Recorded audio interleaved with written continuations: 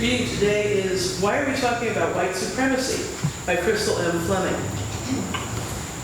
If you grew up, like most people in the United States, you probably learned very little about the history and current realities of racism in school. If anything, you were likely taught that racism, well, unfortunate, is mainly a thing of the past, something to view through the rearview mirror. In his excellent books, Lies My Teacher Told Me and Lies Across America, sociologist James Lowen clearly demonstrates that racial history is routinely minimized and distorted within our miseducational system. Not only is it highly unlikely that you learn much of substance about race or racism in school, it is also highly likely that you absorb racist propaganda. To the extent that our schools typically fail to teach students how to intelligently connect the racial past to the present, many of us end up with pre-racial or colorblind understandings of history and society.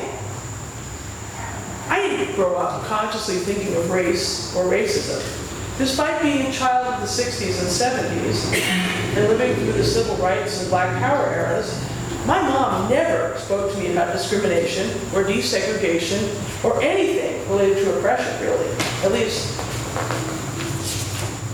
not until I began formally studying these matters in graduate school. I was one of those black kids who didn't know that they were black. In fact, I was so lost in the sauce in middle school that when our class read those precious few lines about slavery and the Civil War in our history book, I thought, gee, how sad for those people. Those people, as in the enslaved Africans and their descendants, some of whom are my ancestors. Prior to going to college, I don't recall having any teacher draw clear connections between past and present racism, or even acknowledge that systemic racism was a serious, ongoing problem.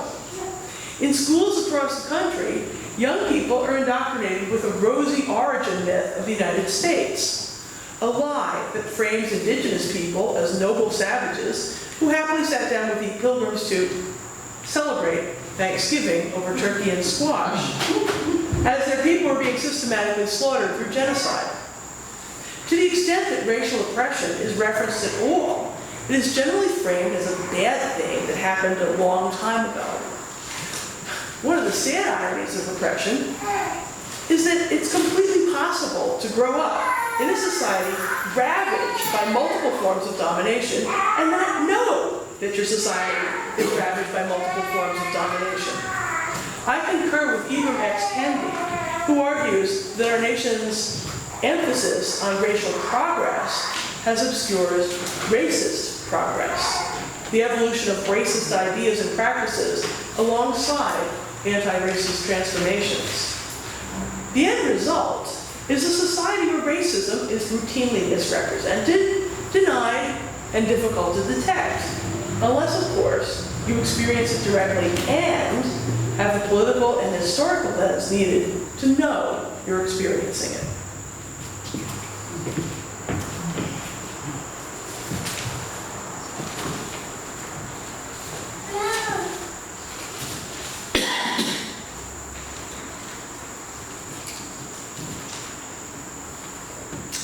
Claire and I love children, especially our 3 grandchildren. We can't get enough of them.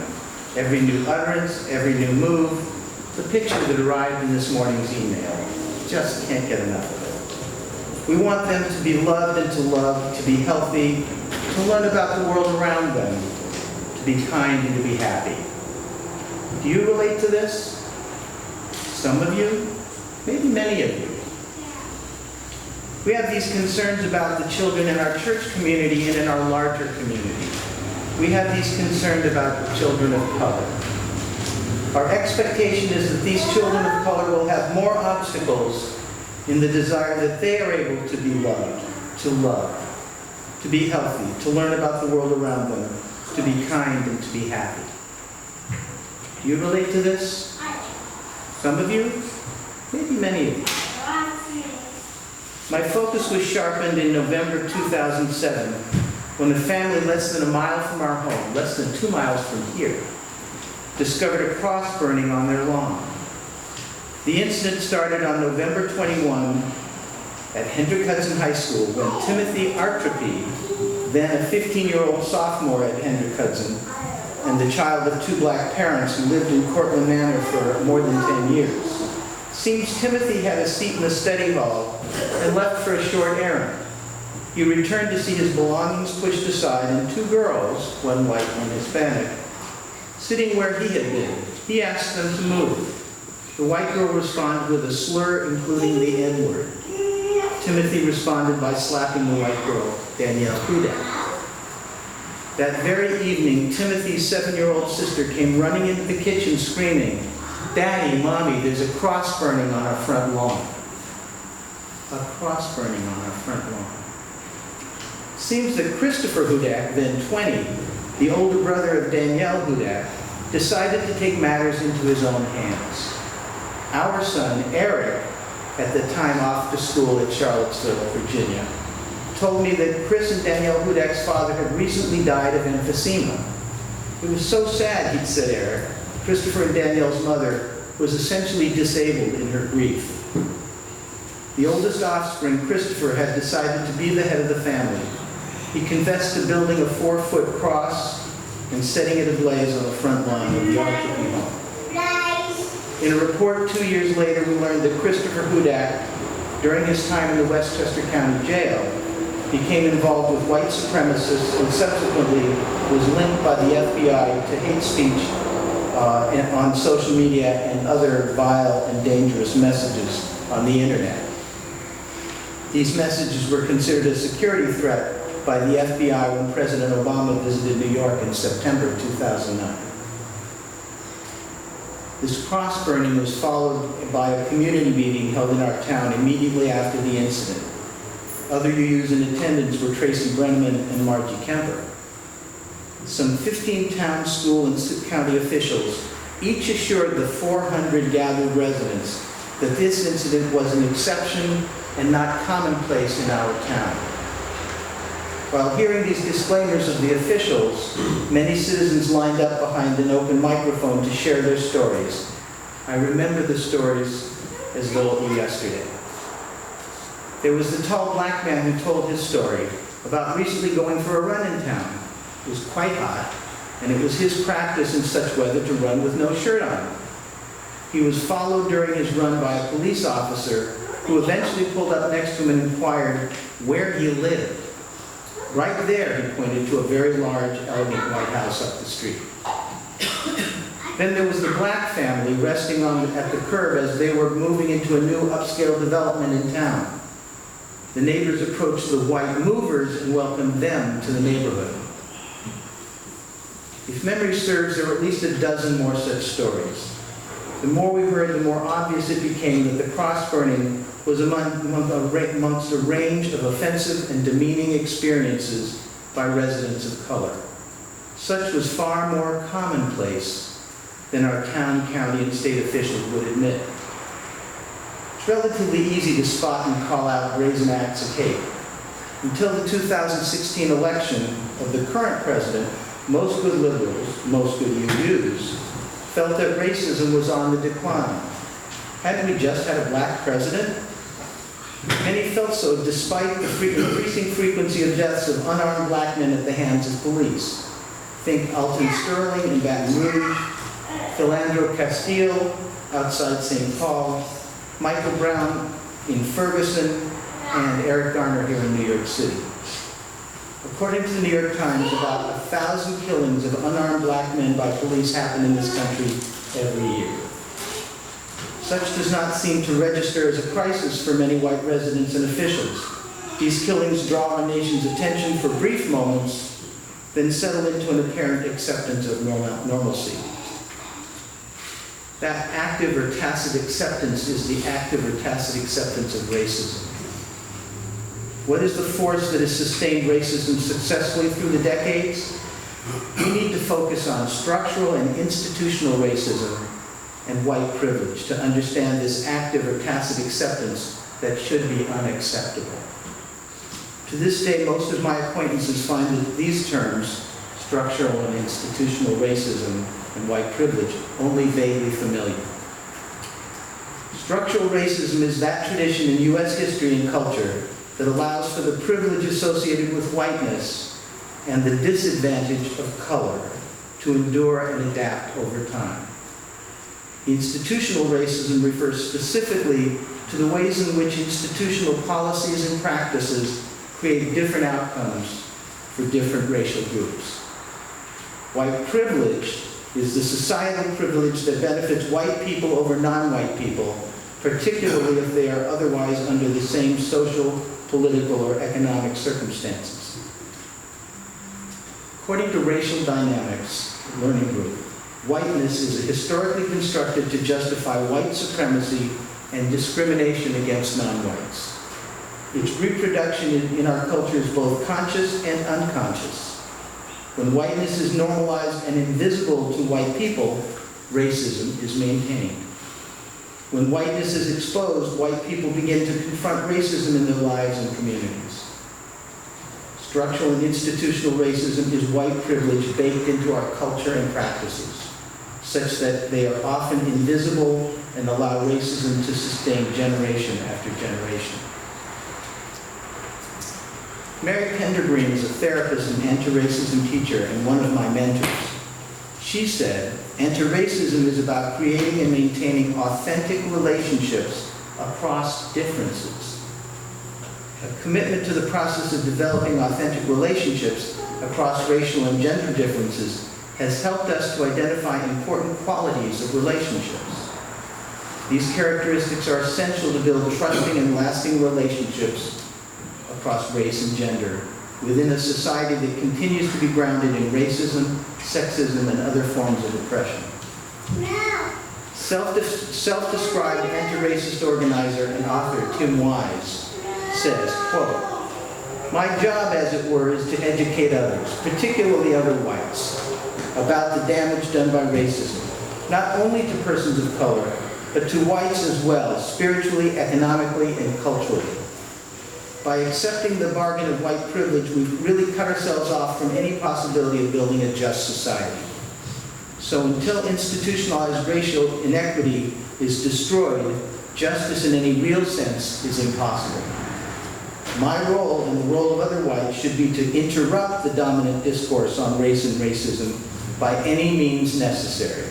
The spoken word, art, literature, political essays, media, protest, whatever." He continues, "My job is to do everything in my power to resist collaborating with what I consider a truly evil system. Nothing more, nothing less. It's really about using my white and male privilege as a weapon against the very system that bestows the privileges to begin with." I think we need to slow down here. What about the role of us UUs? Let's listen to the words of Reverend Pam Rumanchik, serving the Unitarian Church of Hinsdale, Illinois. "It would be wrong to close our eyes and pretend everything is okay when it most definitely is not. As much as we might wish to go back to sleep to unsee the injustice, it's not possible for people of conscience, and it doesn't jive with the principles we hold as UUs. We're going to continue to focus on racial injustice for the foreseeable future for two important reasons. The first, that we are a liberal faith tradition. Liberal religion is defined as being in relationship with society in the present moment. It means that we believe that there are deep human truths that guide our actions, that those deep truths will be revealed differently in each succeeding generation. We believe that the call of our faith is to look at what is happening in the world around us and find a way to live authentic and engaged lives in the midst of that reality. Today's reality provides undeniable evidence that black lives count less than white lives in our society. It may not be comfortable, but it is real right now. Our focus as UUs is on this world, how we can live in integrity with the values we espouse in this day and time, which leads to the second reason our church continues to work for racial justice, our 7 principles. Our first principle affirms the worth and dignity of every person, while the 7th acknowledges the interconnected web of life. What happens to one affects us all. In between the first and the seventh are 5 principles outlining how to live into the 2 pillars at each end and make them real in the world. I find it impossible to reconcile holding these principles while ignoring the inequities before us. Let's expand the discussion to the role of not just UUs, but let's include people of all faiths. Joe Barn, a retired Lutheran minister, has published 7 books, especially Becoming an Anti-Racist Church. He is currently an anti-racism trainer with the People's Institute and is also one of my mentors. Joe said the following: "We can begin a discussion of anti-racism in the context of religious and faith-based institutions. It is of great importance to affirm the spirituality of all efforts and to organize to end racism. In the deepest sense, racism needs to be understood as a spiritual disease and the work to undo racism as a spiritual discipline. At the same time, it is also important to identify the unique nature and role of spirituality in the context of distinctly religious organizations and institutions, be they Christian, Jewish, Muslim, Native American, or any other expression of religious faith and belief. In any given religious setting, reality is seen through the prism of spiritual beliefs and values and provides adherents inspiration, guidance, and direction for their way of life. This is particularly true with the subject of race and racism. Religious belief, by definition, strongly affects the way we see, interpret, and struggle against any form of injustice, especially racial injustice and racism.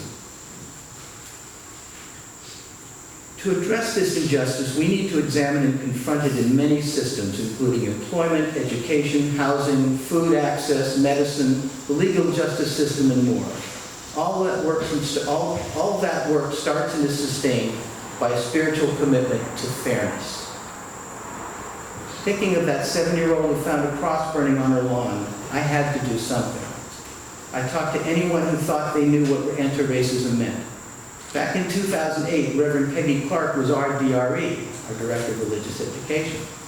She's now serving as the senior minister in the Community Church in New York and Manhattan. In 2008, Peggy took me to my first anti-racism meeting in White Plains. The speaker was Ron Chisholm, one of the founders of the People's Institute for Survival and Beyond. His discussion of racism left me speechless and introspective. While some people can alone launch and sustain a skill set to address structural institutional racism, most of us need help, and help is on the way. The Social Justice Committee of this church will be hosting a workshop on faith and racial justice on Saturday morning, October 19th. This free 3-hour program is designed for people new to racial justice work, as well as those with experience. We'll begin with clarifying the meaning of racism. With the aid of a slideshow, we'll evaluate how racism was constructed in the early history of the United States, such that it became part of the fabric of our society. We will look at how a racist culture oppresses not only people of color, but in different ways and to different degrees, also dehumanizes white people. We will focus on the impact of racial hierarchy on white psyche, both personal and societal, leading to an understanding of racial justice work as a source of spiritual healing. We will ask, how is the church accountable for working to end racism? And consider personal next steps. Invited will be members of all 5 UUs in Westchester and the 6 houses of worship in Croton. Please join us, again at no charge. It is my sincere hope that some of the invited members will be motivated to subsequently register for the 2.5-day Undoing Racism workshops held all over the Metro New York area. It's my dream and that every house of worship will generate at least 2 people to organize this effort in their house of worship. My real dream was verbalized best by the Reverend Martin Luther King. I have a dream that my 4 little children will one day live in a nation where they will not be judged by the color of their skin, but by the content of their character. Do you relate to this? Some of you? Maybe many of you. We can change the world. The opportunities before us, especially for people of faith. Think of the 7-year-old Archipy girl. Think about all children of color. Think about all children. Think about our children and our grandchildren. We can and we must change the world. Blessed be. Please join me in our hymn, number 160.